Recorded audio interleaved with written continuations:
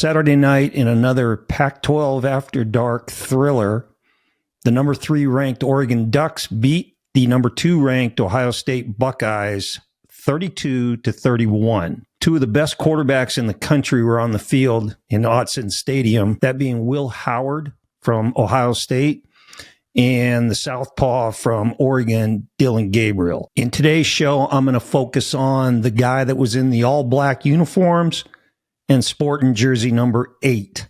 This is QB Unfiltered, my take, Oregon Ducks quarterback, Dillon Gabriel. I don't ever slow up, no I don't take shit. I got no love for the fakeness. If you wanna play tough and wanna hate this, I'll always show up and make a statement. I don't ever slow up. All right, hopefully a lot of you were lucky enough to watch that game Saturday night. That was a hell of a football game.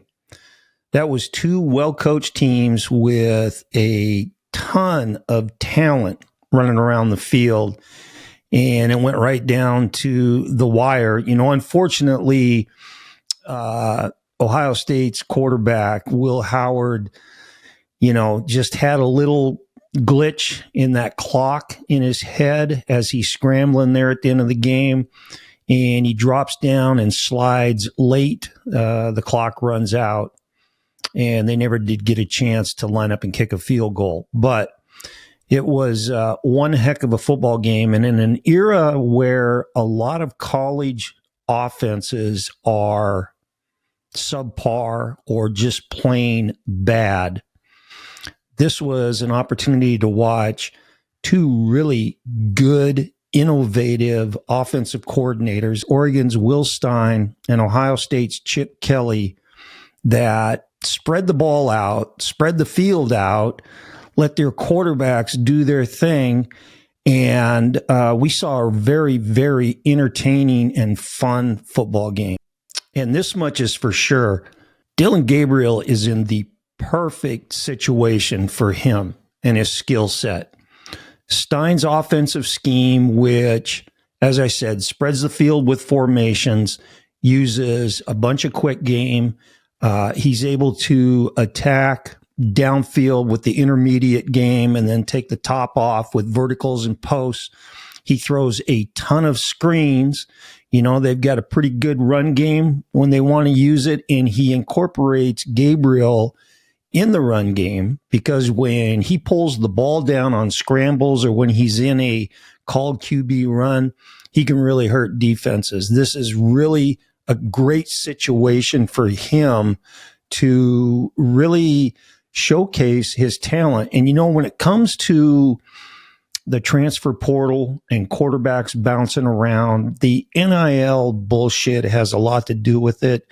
But I really think Dillon Gabriel saw what was on the horizon at Oklahoma, playing for a defensive-minded head coach, as opposed to going to Oregon and playing in that wide open offense. And he had the opportunity to watch Bo Nix and saw what he did running the system. So I think it was a great move by Gabriel to go out to Eugene. And not only is he obviously thriving in this system, but the Oregon Ducks are pretty damn happy that he's pulling the trigger for them. All right, in Saturday's game, Gabriel was 23 for 34 for 341 yards, 2 touchdowns. He also ran for a 27-yard score in the fourth quarter.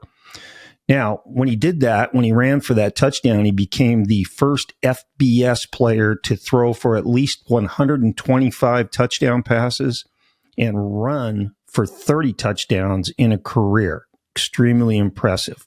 Gabriel, in my opinion, is the best mechanically sound thrower of the football in college football today. This is what makes him special. It starts with the feet, always. It always starts with the feet. It starts and ends with the feet in regards to the quarterback.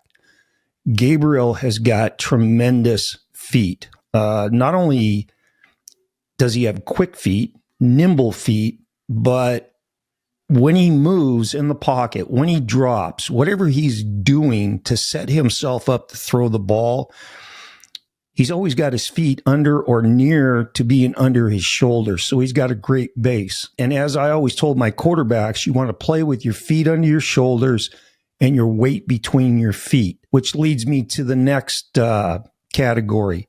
He has tremendous balance.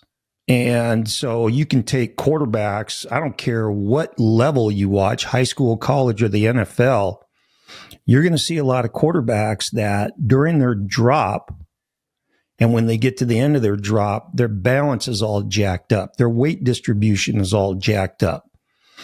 Whether you're leaning back, over that back foot, or you're leaning forward over that front foot, or you're leaning right or left, any four of those are going to get you in trouble when it comes to throwing the football. And Gabriel's always consistent with his balance and his weight distribution. Okay, now when he starts to throw the ball, he takes that stride step, and when he strides now, he puts that stride step, which is his right foot as a left-handed quarterback. He puts that stride step, I call it slightly in the bucket. So, you hear Pop Warner coaches or young coaches telling their quarterbacks, you want to step right at your target. That's incorrect. Because when you step right at your target, you have your hips closed and you end up throwing across your body. Stepping slightly in the bucket means if I'm a left-handed quarterback and I'm striding to throw at my camera right now, my right foot is not stepping at the midpoint of the camera. It's stepping this direction so that my hips are squared up to the target. All right. And at the same time, obviously, when you're starting that upper body rotation, when you open your chest with that off arm, for Gabriel, that's his right arm, his shoulders now with his hips are facing his target, his receiver, and that equals accuracy. That combined with balance and weight distribution. Okay, so the stride step. He takes a good stride step, pushes off that back foot, and he transfers his weight to the front foot, which is important for two reasons. The first one is he starts the transfer of his energy towards that front foot and continues right out from his throw towards his receiver. Secondly, by transferring the weight to the front foot, he'll pick up that back foot, which is his left foot, or he'll drag that left foot, lightly touching the ground. And what that does is it allows him to get on top of his throw. I call it throwing downhill, throwing off the mound like a baseball pitcher.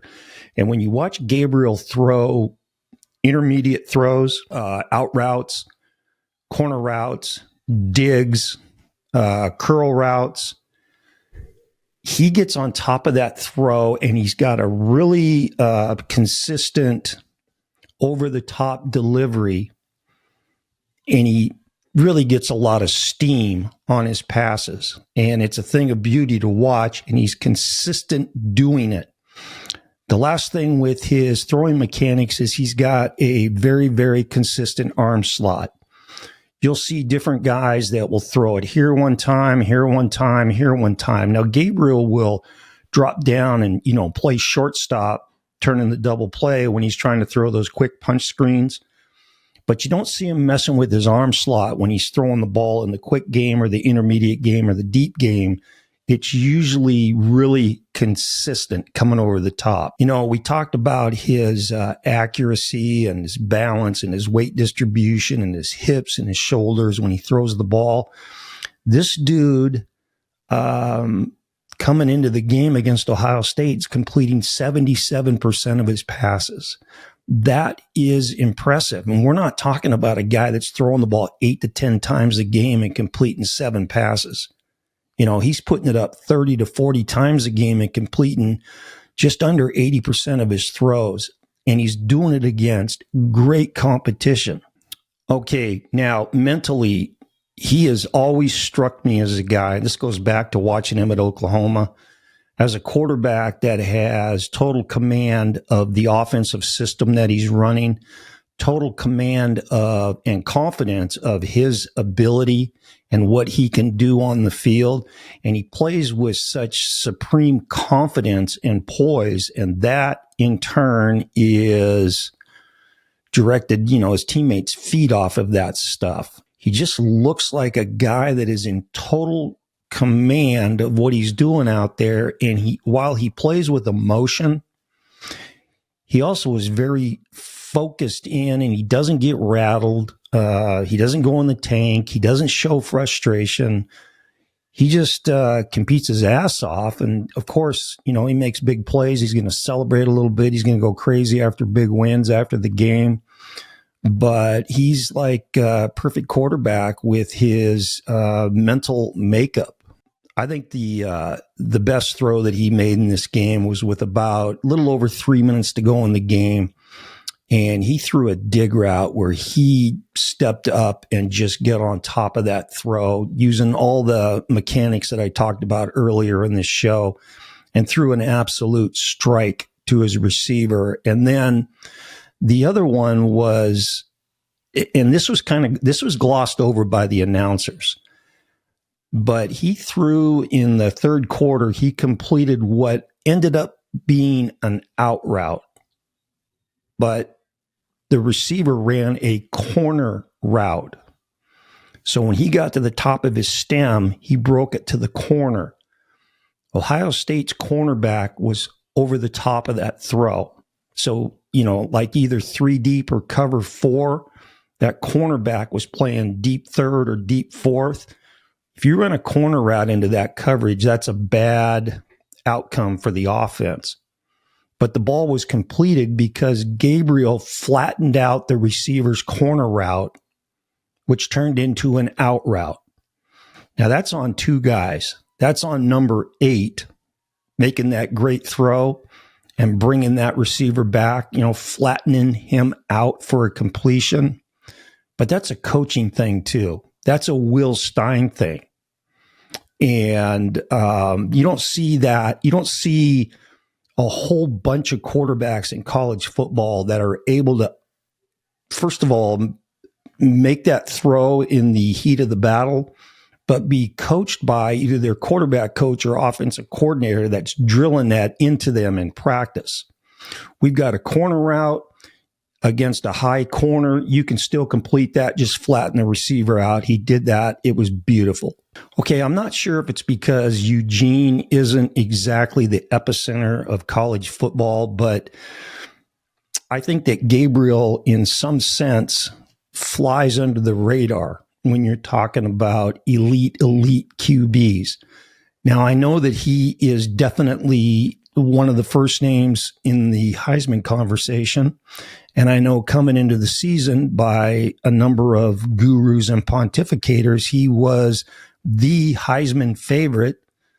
But you got guys like Cam Ward and Jalen Milroe and Shedeur Sanders and Carson Beck that may get way more publicity, way more media, and Dillon Gabriel just kind of is under the radar, and I don't think he gets as much props as he should. I'll tell you, if he keeps winning games like he did Saturday night against Ohio State, that may change. But, I posted this on Twitter about a month ago. I said, don't sleep on Gabriel when it comes for the Heisman Trophy ceremony. And that's the truth. So, that's just something that is happening. And it is kind of interesting that he does fly under the radar, because currently right now he's sitting 4th all time in college football history in passing yards. And he most certainly is going to move up to number 2, passing Hawaii's Timmy Chang. And if he stays healthy this year and Oregon goes, depending on how far they go into the playoffs, he's got a shot at overtaking Case Keenum from the University of Houston to become the all-time passing leader in NCAA college football history. And that's phenomenal. And so, he's put himself in position now for a lot of good things to happen for him, not only personal goals and achievements, but the Oregon Ducks right now are sitting at 6-0, undefeated, and they got some good things in front of them. Okay, here are some thoughts on this game. When I was watching the Red River rivalry between Oklahoma and Texas, and as I started to watch this game between Ohio State and Oregon, I was thinking to myself, we're not going to see any stupid shit from players in these games. And I'm referring to some of the really selfish and just plain dumbass antics that some of these guys are doing on the field, in games, in front of the entire country. And one of the things that is sort of in vogue now with some of these slapdicks is emptying the clip.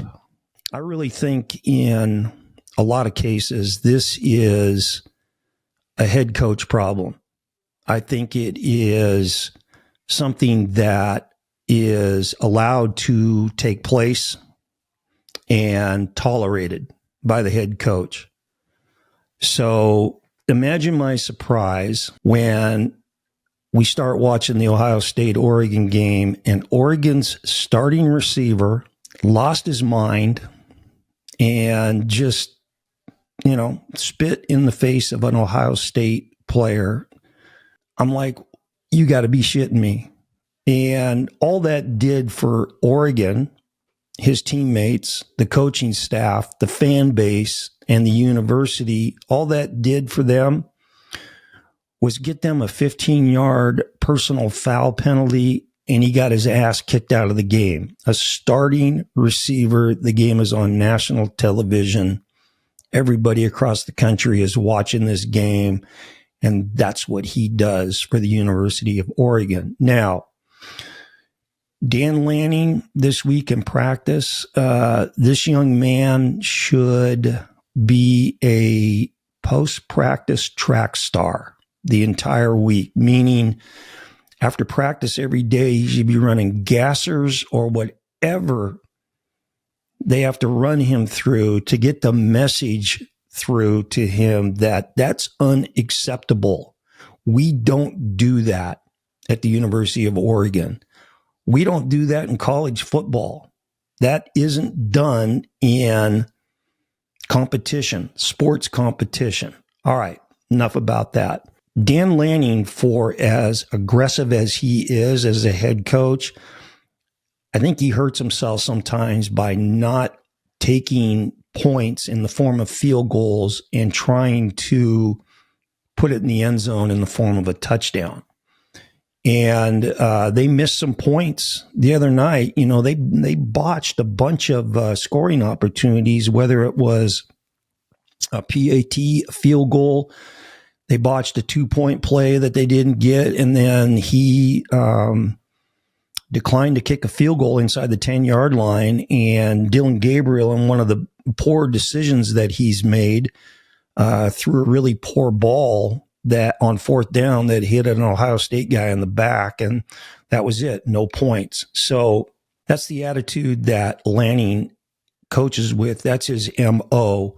His players feed off of that. And I just think that, he needs just to be a little bit, maybe sometimes subtle for that field goal. It's okay to kick a field goal at times, but I really love the guy's attitude, and I'm sure his players really appreciate it too. Okay, it doesn't matter what level of football you're talking about. The mark of a well-coached offense is how your receivers block. And the University of Oregon's receivers block. They stock block. They mix it up. And stock blocking with receivers is much like pass blocking for running backs. It's a matter of want to. You got to want to do it. And a lot of receivers give stock blocking lip service.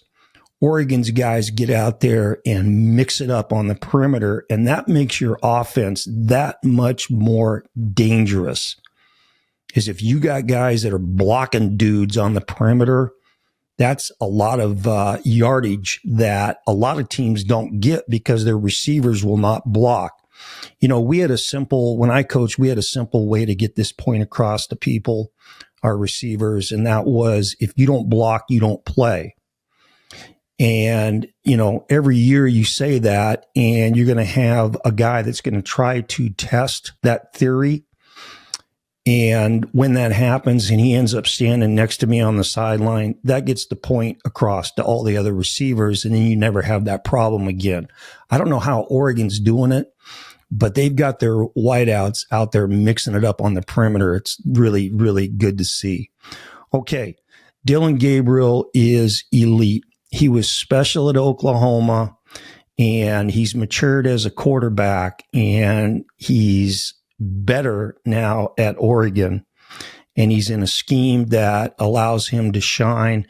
He's fun to watch, and I can't wait to watch him for the rest of the season. I got a soft spot for left-handers. Dillon Gabriel is really an elite quarterback with great skills. Okay, if you enjoyed today's show, please hit the like button. That really helps me out a ton. Subscribe to the channel, pass the word to your buddies. Let's continue to discuss QBs.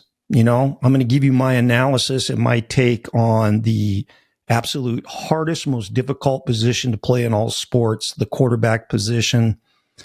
Hit that subscribe button. I appreciate your support greatly. All right, this is QB Unfiltered, and remember, always throw the ball short to guys who can score. See ya. I got no love for the fakeness. If you wanna play tough and wanna